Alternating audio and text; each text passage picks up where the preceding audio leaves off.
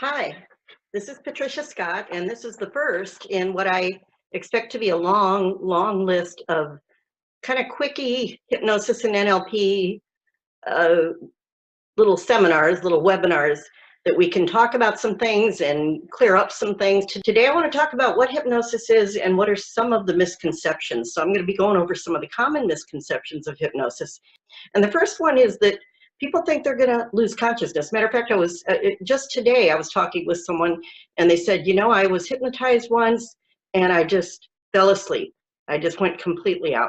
And that is kind of a misconception. It might feel like you're falling asleep in hypnosis sometimes, but basically, you never really lose consciousness at the level that we're talking to, that we are communicating with when we're doing hypnosis, which is your unconscious mind.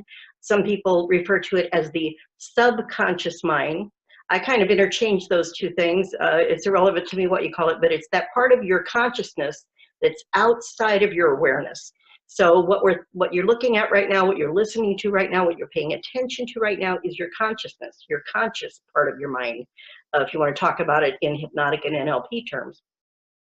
And the other part that's kind of activating, keeping your heart beating, keeping your blood flowing, has all your memories stored, is triggering little emotions, maybe based on something I might say. Those are all things that are happening outside of your awareness. And obviously that is far more vast than what's happening on a conscious level. So it's a misconception that is common. You don't really fall asleep, although I have had clients fall asleep. Now here's the other part of that. There's a range of brain waves. We start with beta, and then we go into alpha, and then we go into theta, and sometimes even deeper. Delta would be the deepest level, which actually many people don't even probably reach anymore when they sleep. So that's one of the problems is with the stress in our society, that people don't even sleep into that depth sometimes. But the thing is, as you're drifting in and out and through these, even during the day, if you start daydreaming, you're sitting at a light and you start thinking about your weekend coming up or something else that deeply interests you, you might lose, even though you're looking right at the light, you might lose consciousness for a few moments of that light changing until somebody in behind you maybe honks the horn or something. So we're always drifting in and out of these states.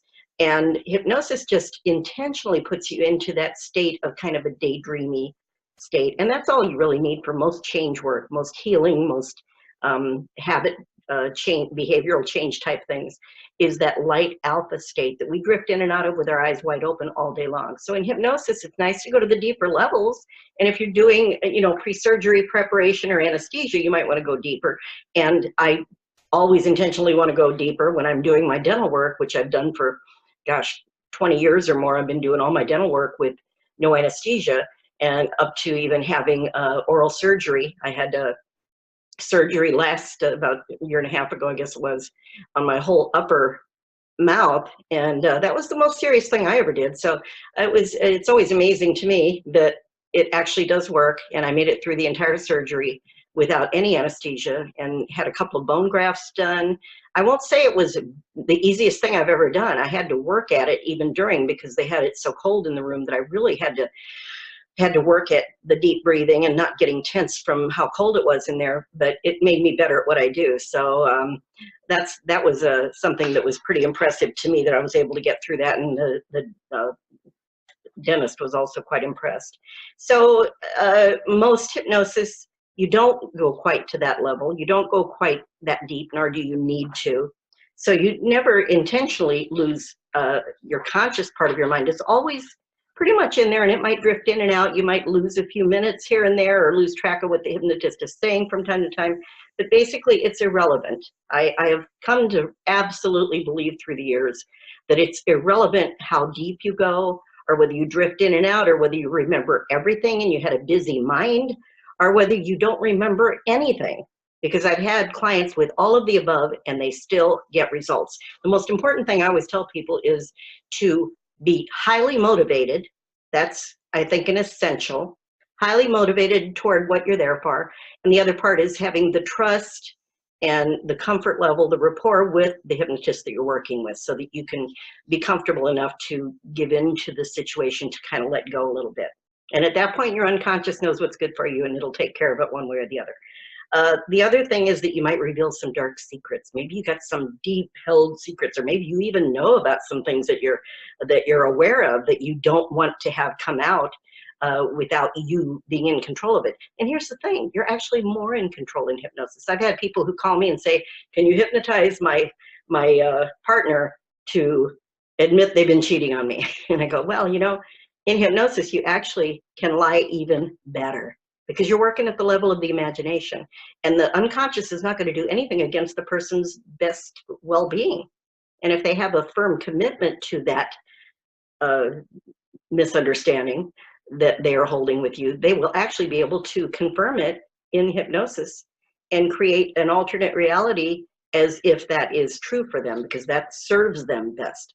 So it's not like a truth serum. In other words, you're not going to reveal anything that you don't want to, and also anything that might be hidden in there. That comes back from the days of Freud, where he thought your unconscious was your enemy, and you had things, deep, dark secrets and sexual and psychological things that were in there. It doesn't work like that.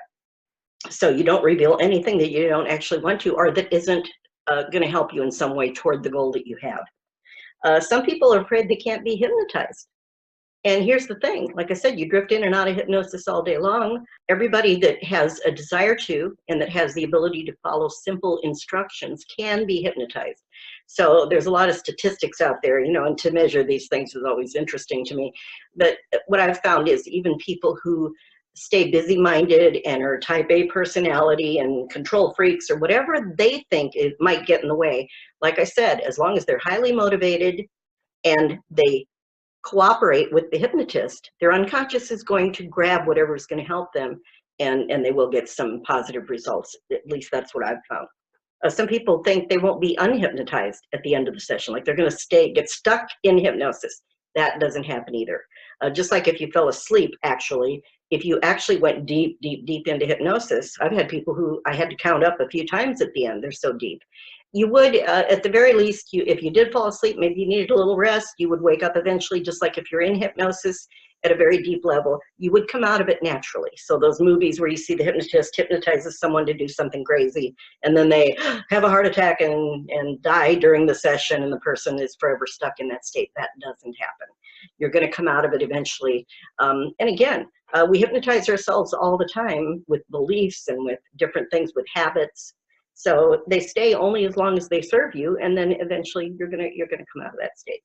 So another thing about the people feel like they have to only gullible, or people can be hypnotized. Actually, it's quite the opposite. And the research really does show that the most intelligent people actually make the best hypnotic subjects, and that is a fact. You can look it up yourself. And if you think about it, it kind of makes sense, because you have more of an ability to use your cognitive ability and your imagination, and you can follow directions and all of those things. And usually people are highly motivated. If you're very intelligent and you have a goal, the more intelligent people tend to be a little bit more highly motivated, at least. Some people think that the hypnotist has to be very dominant and very dominant personality. That's not true. If you see a stage hypnotist, yes. It's helpful if you're a stage hypnotist to be dominant and be in control. Just like if you're a fast-talking salesperson, you get better results if you are dominant and in control. And if you do something on stage or in front of a fast-talking salesperson that you really didn't maybe want to do on a conscious level at that moment, and you did it anyway because you were in that state of suggestibility, as we say, you would come out of it, like I said, and later you would go, oh my gosh, why did I sign that contract? That was not what I would have done. They use the same kinds of things that hypnotists do. They overload, they confuse, they distract, sometimes not for the best results. So you can use anything for negative results. And if it isn't what's for your highest good, your unconscious, your conscious, your consciousness will cause you to be aware of that very quickly with hypnosis. How do I explain these things to my clients? If someone says, well, I go to sleep or be unconscious, here's a way that I might explain it to them. I would say, actually, during hypnosis, you're more aware and able to focus your attention on the specific thought or idea on which you wish to concentrate. So you're actually more in control when you're in hypnosis. I kind of tease my students when I'm teaching classes, and I say, my goal in life is to be in hypnosis 24 hours a day. And it sounds silly, and I kind of mean it, because if I'm in hypnosis, that means I am focused on, in each and every moment, what's going to be getting me the best result for my life. I'll be focused and in control. That's what hypnosis does for you. So the word sleep, sometimes used by hypnotists, comes from, there's a long history behind that, and we'll get into the history of hypnosis in one of these webinars, but it's only because of the relaxation you feel. Sometimes you feel that relaxed as if you had a good night's sleep. And studies even show that 20 or 30 minutes of hypnosis is equal to the physiology of getting a good night's sleep. So how wonderful a thing is it to be able to go into that relaxed state just for a few minutes? Maybe once a day do a 10 or 20-minute hypnosis, self-hypnosis, and it'll make up for maybe some of the lack of quality sleep you had the night before. But some people hear and remember everything. Some people drift in and out. That's very common too. And some people, like I said, they drift off, and at the end they go, oh, I must have fallen asleep. I don't remember anything since you counted me down at the beginning. I don't remember a thing. And again, it took me just not very long being in this business to realize people still got results. So I'm not concerned with that. I figure their mind will put them where they need to be to get out of their own way enough to let the positive suggestions have an effect at the unconscious level. If they say, will I lose control or surrender my will? I say, no, that only happens in the movies or, in novels. Sometimes there's a lot of crazy stuff out there. All hypnosis actually is self-hypnosis. You have to be a willing participant, and you are in control at all times. If there's anything you don't want to do, or that's against your nature or your morals or your ethics, you're just either your mind will be like it never even heard it, or you would come out of hypnosis and look at the hypnotist and say, you know what, this isn't for me, or something. Your mind will protect you, because that's the part of your mind I talk about as your inner protector. It only wants what's best and what's going to serve you. So if you're ever given a suggestion that's inconsistent with your goal for being with the hypnotist, or that's against your beliefs or your desires, your mind would simply reject that suggestion completely. If there was an emergency or something that would happen during a session, you're going to come out instantly. You'll actually be more focused and more in control than you would be during your normal daily life for the most part, because you're going to be cleared of all that other clutter. And that's another nice thing that hypnosis does. It clears the clutter.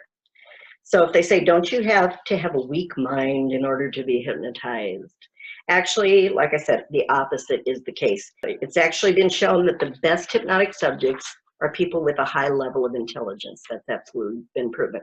A person must be able to reason, to concentrate, and understand the suggestions. Therefore, certain people with mental disabilities are sometimes not good candidates for hypnosis.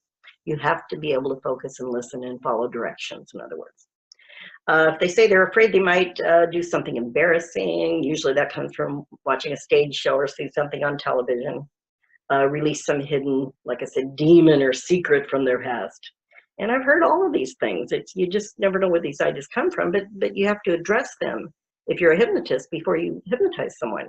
And again, I always say, let me assure you that you'll always be aware of everything that's happening at some level of consciousness that will protect you. And your subconscious mind, your unconscious mind has a way of protecting you from harming yourself or from jeopardizing your succeeding in achieving the goal that they're coming to the hypnotist for. Does being hypnotizable mean you're gullible or naive? Like I said earlier, absolutely not. It simply means that you trust your own instincts to do what's best for your own well-being and your health.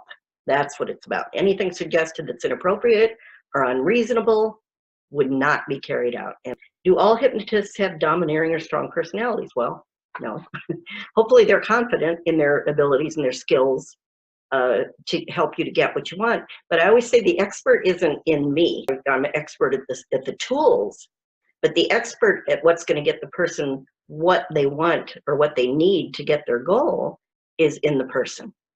So I have utmost respect that my client has everything inside of them to get what they want. My job is to get the stuff out of the way that's been interfering with them getting that goal.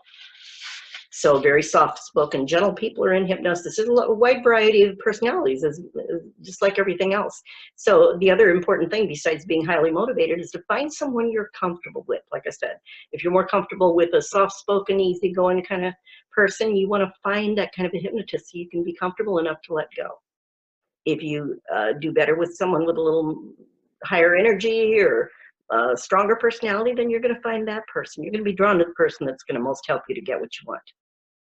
So those are some of the misconceptions. There's a lot more, and we might cover some more in the future. What I'd like to get into the next time is just the real basics of what is hypnosis and how does that differ from meditation, mindfulness, and some of these other things that have been out there for, creative visualization and all of these different things. They're all related. They are all related. And as a field of study and as a state, we're going to talk about what the similarities are and what the differences are.